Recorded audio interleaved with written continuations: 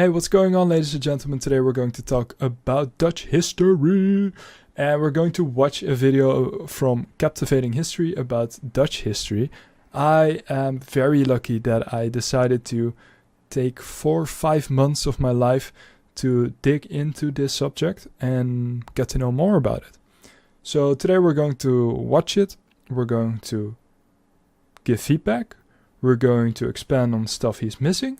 And we're going to have fun while at it because I get to watch a YouTube video and you guys get to see me react to it.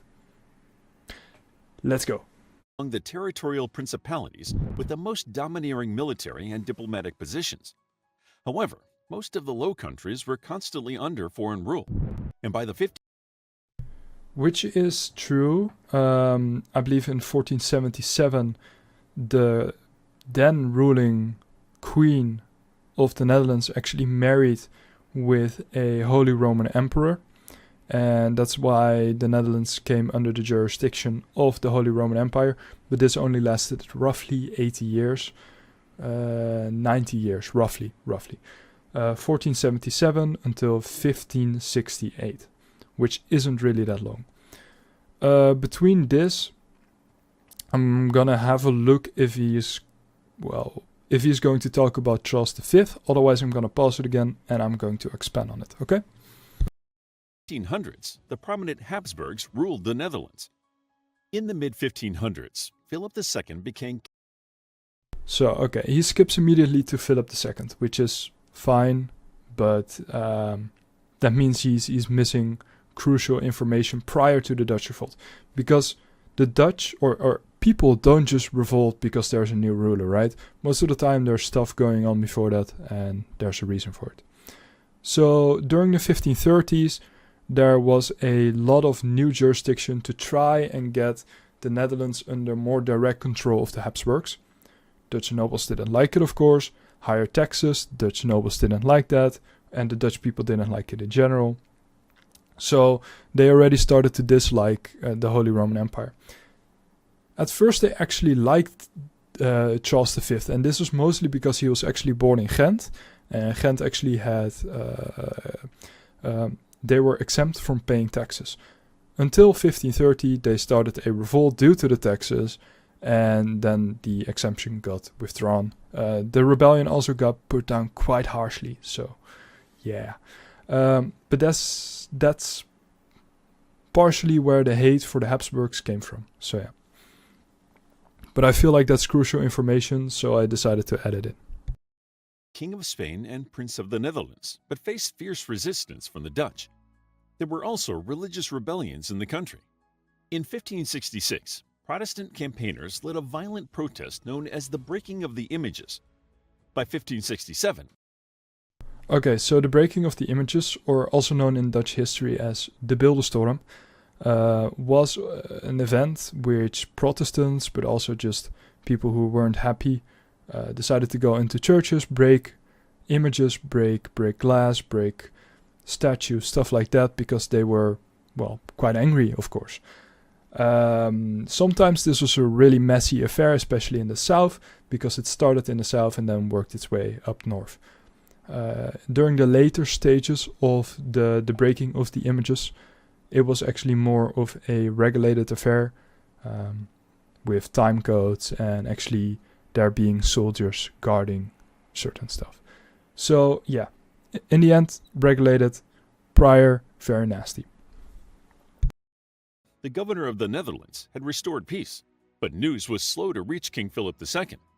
Philip was uneasy about the protests and sent his general, the Duke of Alba, to implement a strict regime in the Netherlands.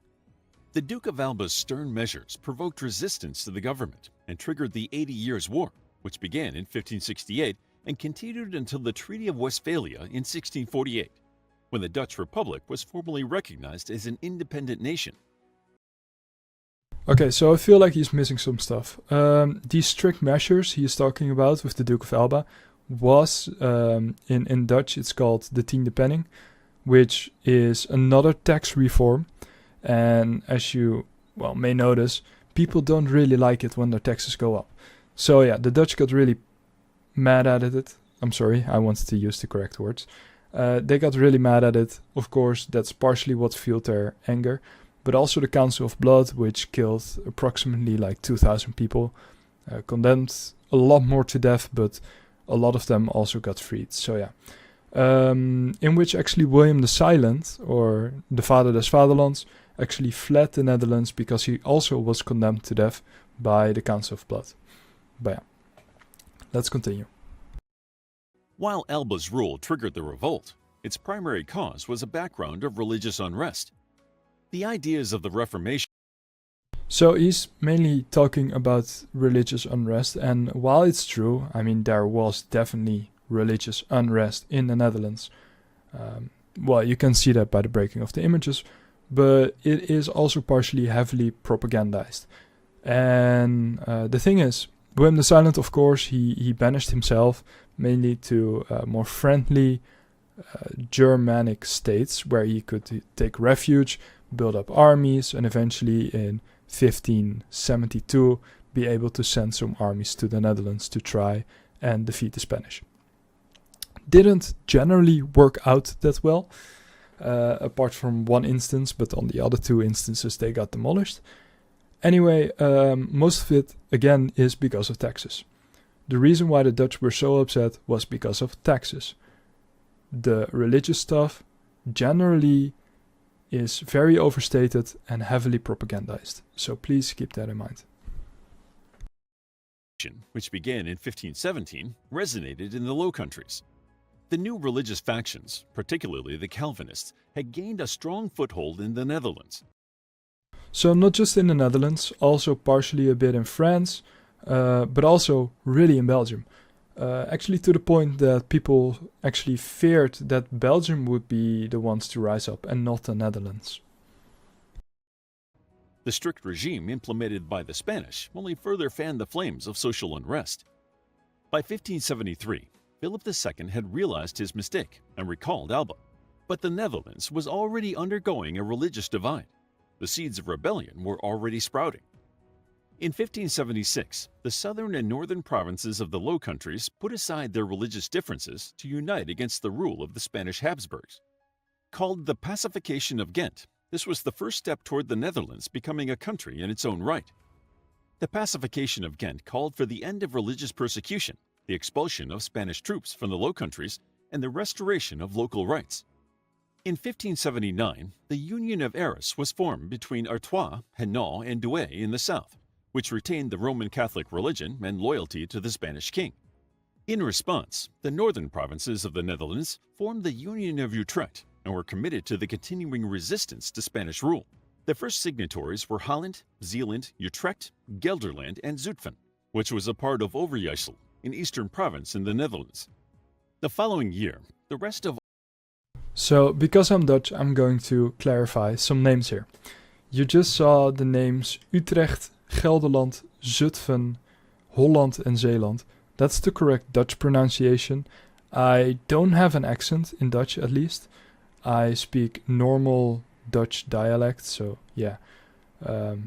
It's arguably very trustworthy. I don't live in like Overijssel, Drenthe or Friesland where you have this very thick accent.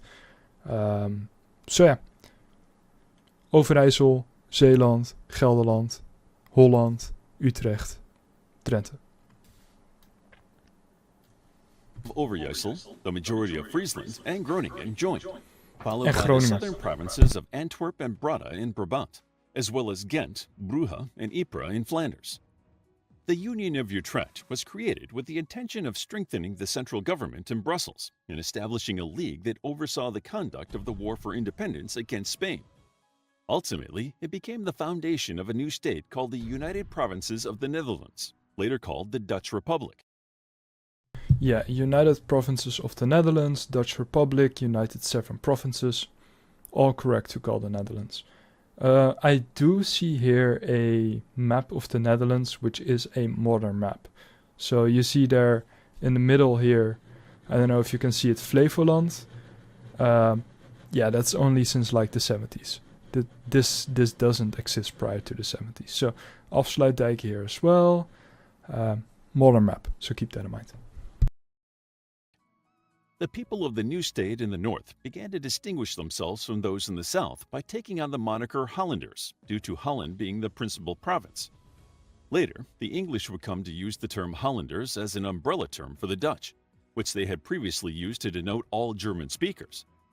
Soon, the provinces in the south of the Netherlands would no longer share the same historical identity as those in the north, with those in the south identifying themselves as Belgians in the beginning of the 19th century.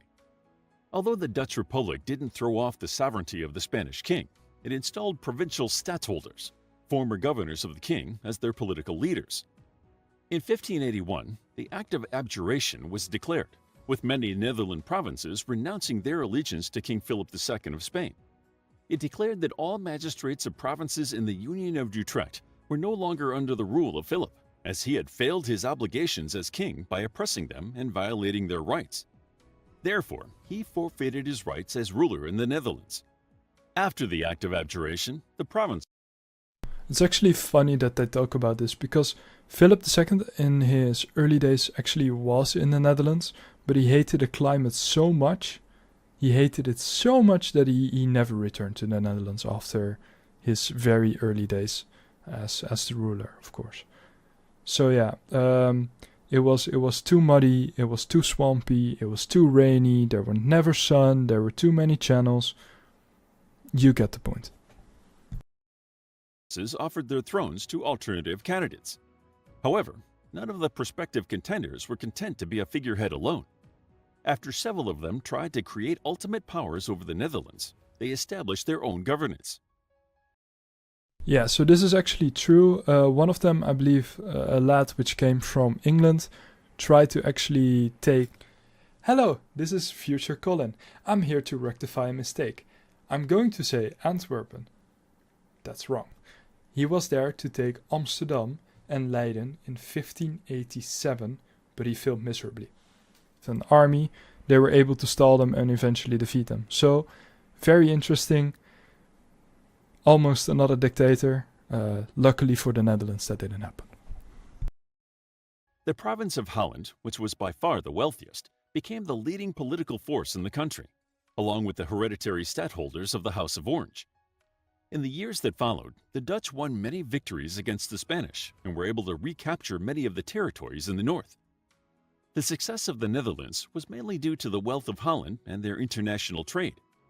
One of the reasons England and many other nations came to refer to the Netherlands as Holland was because the majority of the Dutch traders they came into contact with were from that province.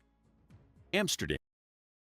So yeah, that's actually quite crazy because when you think about it, Amsterdam, which is going to say right now, was one of the biggest trading ports in especially Western Europe, but Europe in general.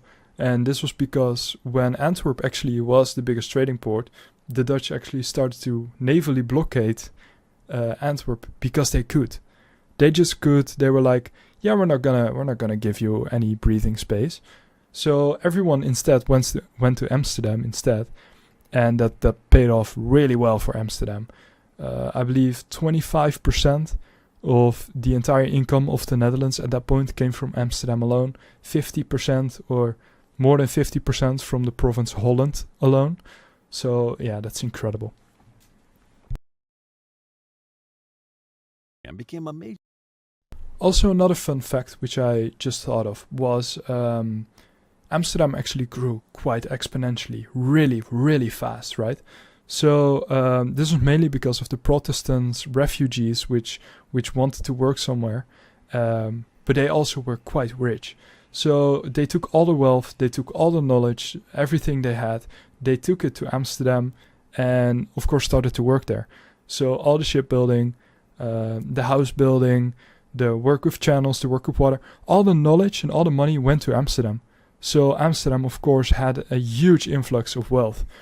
While the mortality rate in Amsterdam was actually quite high, the influx of refugees, it just made it so that it grew exponentially. I believe at one point it actually was the third biggest city in all of Europe, behind London and behind Paris. Major trading port and center for European trade. The position at the nexus of the north-south and east-west trade routes put the Netherlands in a unique position. But in the early 17th century, it expanded its trade routes further, adding the route to the East Indies. In 1602, the Dutch East India Trading Company was founded and became a significant part of the powerful Dutch commercial empire until it was dissolved in 1799. So that's true. Okay, this looks more like French people at this point. I'm looking at my screen right now, so that looks like French uniforms, right? Anyhow, talking about the VOC.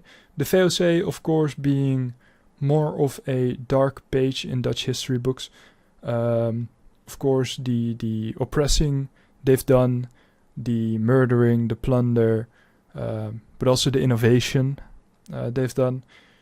In the end, I mean, England has helped us actually get independent from Spain partially, because most of the battles which we actually had, most of the time English troops were there as well to assist us in some way, because they saw us as Protestant brothers. But the VOC actually made a crucial mistake, because in 1623 there was a massacre, and it was called the Amboina Massacre, and it was really painful for the English, because we killed, I believe, 23 people, and a lot of them were English traders, which the VOC believed to be spies, believed to be traitors, and stuff like that. So, of course, they got executed, and that really made a ripple in the relationships between the Dutch and the English, which came to a head, I believe, 30 years later. It just got worse and worse and worse. So yeah, like I said, the English have done a lot for the Netherlands to get independence. And then I believe the Amboina Massacre in 1623. 30 years later, there was the First Anglo-Dutch War, which the Netherlands lost. I believe 14 years later, there was the Second Anglo-Dutch War, which the Dutch won. And then I believe 8 years later again, no, 5 years later again, so in 1672, there was the Third Anglo-Dutch War, which the Dutch won against the English, but the Dutch lost against the French, which kicked us out of the Golden Age. So yeah, there's that. Anyway, I think this is going to talk about the French, because I see this guy on the left, he has like a more French attire. So yeah, we'll just give it a look, and if it's about the French, I'm gonna leave it here.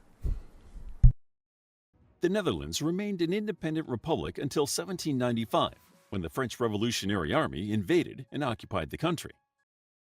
Yeah, so basically this is about the French invasion of the Netherlands. I have very limited knowledge of this, so I'll try to leave it here. I'll make my own full video maybe on Dutch history soon enough, if there's enough people who are excited for that. But for now, I'll leave it here, and I wish you guys a very nice evening. So first of all, I would like to say to Captivating History, it's 2 years ago now, 2-3 years, I don't know exactly when you made a video about Dutch history. Anyway, I do really enjoy someone bringing Dutch history to light, and it's very normal that you don't know, maybe you've researched it for a week, maybe for a month. It's very okay that it isn't going into a lot of detail, and that's why I reacted to it, to give a bit more detail. Of course, it's nothing negative towards you at all. So yeah, I very much enjoyed the video. I very much enjoyed reacting to it, and I'll see you guys in the next video. If you want to check out more videos from me, you can do so here on the screen. If you want to check out more videos of Captivating History, I'll put his link in the bio, and yeah, make sure to have a look at his channel as well to make up your own mind. Thank you very much for watching, and I'll see you guys in the next video.